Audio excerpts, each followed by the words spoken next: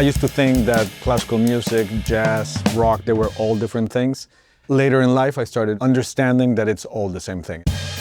I started thinking about the drums as a melodic instrument, I think when I started playing with really, really good musicians. Pat Metheny, Michael Brecker, Chick Corea. I also studied classical music, and I was fortunate enough to analyze Mozart scores or Bach scores. It was very obvious to see how much motivic development would influence what they were doing. It's whole melody, it's all dynamics, question and answer, it's all tension and release. I try to apply that to the drum set. 1, 2,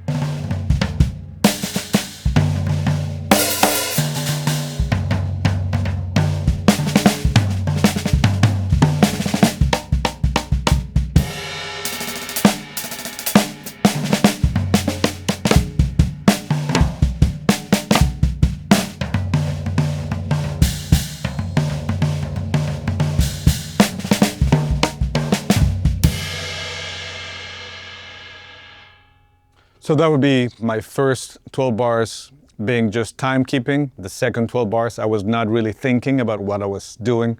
I was just thinking about subdivisions, clarity, and the form, 12 bars. The last 2 choruses, I was trying to develop actual melodies and motifs and use that as a template for what I was going to play next. Leave space, used a little bit of question and answer, a little bit of tension and release, and dynamics. When you look at it all at the same time, that's what music is really all about.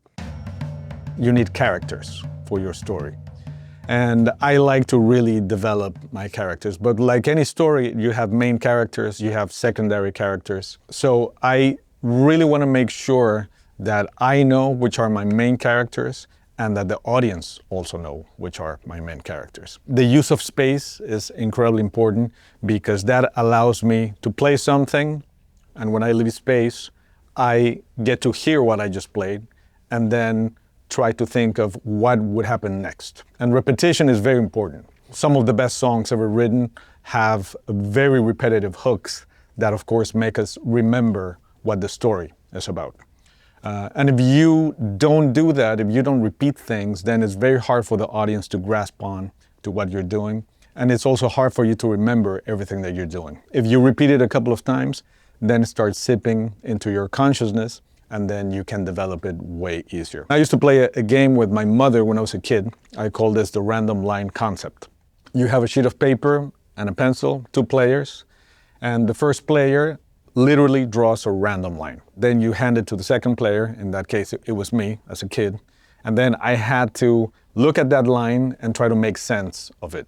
So then I would grab the pencil and then draw a couple of little things over here and then it could be a house or a car.